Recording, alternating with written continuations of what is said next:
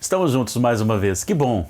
Mais uma vez as misericórdias do Senhor renovaram sobre a nossa vida. Que prazer estar aqui com você. Como é maravilhoso poder compartilhar a palavra do Senhor com o seu coração. Se você está aí, certamente Deus tem uma palavra para você. Espero que você esteja muito bem com Jesus. Ontem nós falamos sobre quando somos encontrados por Jesus e a transformação operada no coração. E citamos o exemplo de Zaqueu, que tanto a sua sensibilidade com os mais pobres, mas também o seu caráter transformado pela presença de Jesus fez a diferença. E eu falei que hoje nós trataríamos sobre a questão da como se dá essa transformação e quem pode operar essa transformação. Em João capítulo 3, nós encontramos o registro de um homem chamado Nicodemos que vai até Jesus e começa a buscar com ele alguns ensinamentos. Mas ele faz uma afirmação: sabemos que és mestre em Israel, porque ninguém pode fazer a obra que tu fazes se Deus não estiver com ele. Neste momento, Jesus vira para Nicodemos e diz que ninguém pode ser salvo se não nascer de novo. Nicodemos pensa na literalidade do termo e pergunta: é possível voltar ao ventre materno? E Jesus fala: não, é nascer da água e do Espírito.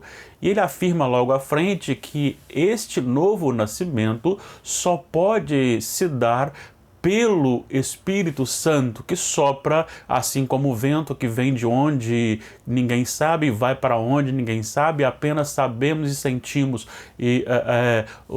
a sua presença. Vemos a manifestação nas coisas dele, da sua passagem. Assim o Espírito Santo também, ele age independente do homem. Mas eu queria frisar aqui duas coisas importantes. Primeiro, a transformação, ela se dá para a salvação, ela se dá numa mudança de natureza, né? Por isso Jesus usa e faz a analogia do nascer de novo.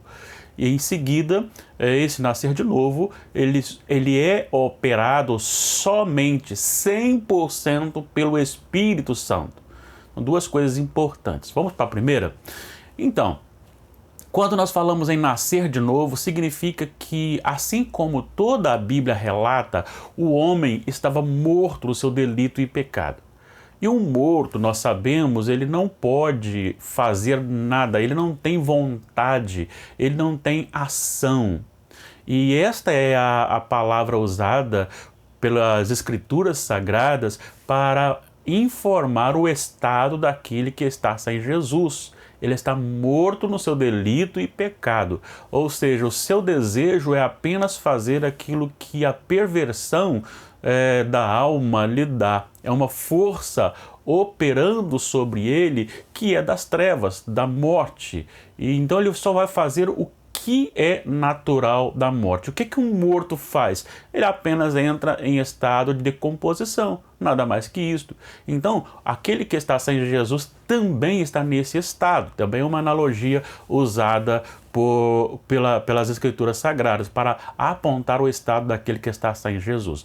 Para que ele responda ao chamado de Jesus para a salvação, quando Jesus: vinde a mim, todos que estáis cansados, sobrecarregados, e eu vos aliviarei, para que o homem possa ir a Jesus, é necessário que haja uma transformação do seu estado, porque se você deixar um morto em algum local, você pode chamá-lo o quanto você quiser, ele permanecerá lá, ele permanecerá no calor, no frio, de dia, de noite, com chuva, com sol, e ele não reclamará, ele não tem força, não tem ação. Então é preciso ressuscitar. Ele só poderá responder se a vida voltar a ele. Assim também é no sentido espiritual. Nós só podemos responder ao convite de Jesus quando acontece em nós esse novo nascimento. Paulo chama isso de ressuscitar. Pedro chama isso de regenerar. Então, Eu respondo ao Senhor e tenho a minha vida mudada a partir do momento que a minha natureza é mudada, uma nova vida é colocada em mim. O apóstolo Paulo chama de nova criação. Então há algo novo agora começando no meu coração, quando acontece o novo nascimento. Esse novo nascimento ele é operado, como já dissemos, pelo Espírito Santo.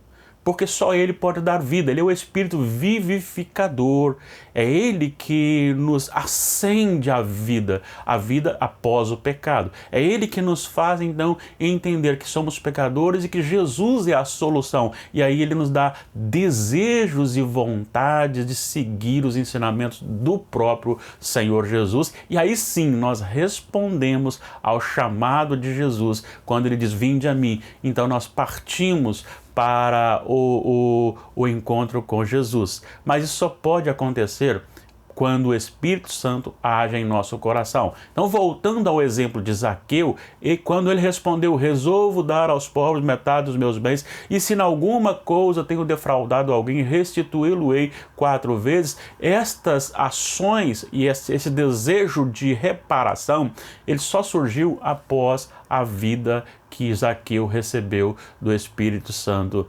naquele momento. Isso me dá também um direcionamento para todas as coisas deste mundo. Veja bem, se você está enfrentando uma crise, seja ela qual for, seja na saúde, seja qualquer crise, e as coisas estão difíceis, se você é nascido de novo, você tem uma motivação a mais para vencer esta crise, olhando para aquele que domina todas as coisas.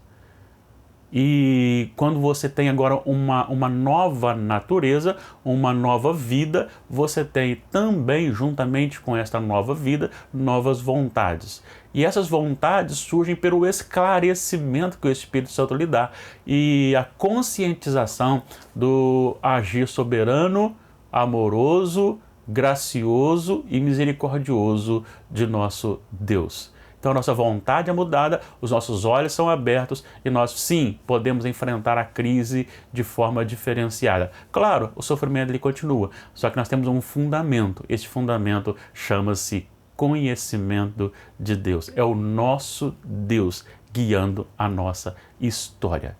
Mesmo assim, pode um servo do Senhor passar por grandes crises, inclusive pela depressão? É possível um crente ficar depressivo? Então esteja comigo amanhã. Amanhã nós vamos tratar deste assunto, tá bom? Com certeza você será edificado também amanhã. Agradeço a sua participação comigo aqui. Rogo a Deus as bênçãos celestiais sobre a sua vida. Principalmente que os olhos do seu coração sejam abertos pelo Espírito Santo, que haja vida em você, para que você possa contemplar a realidade da vida presente, da vida futura e do governo soberano de Deus sobre a sua vida. Deus o abençoe. E se Deus nos permitir, amanhã estaremos novamente juntos. Um abraço e até lá.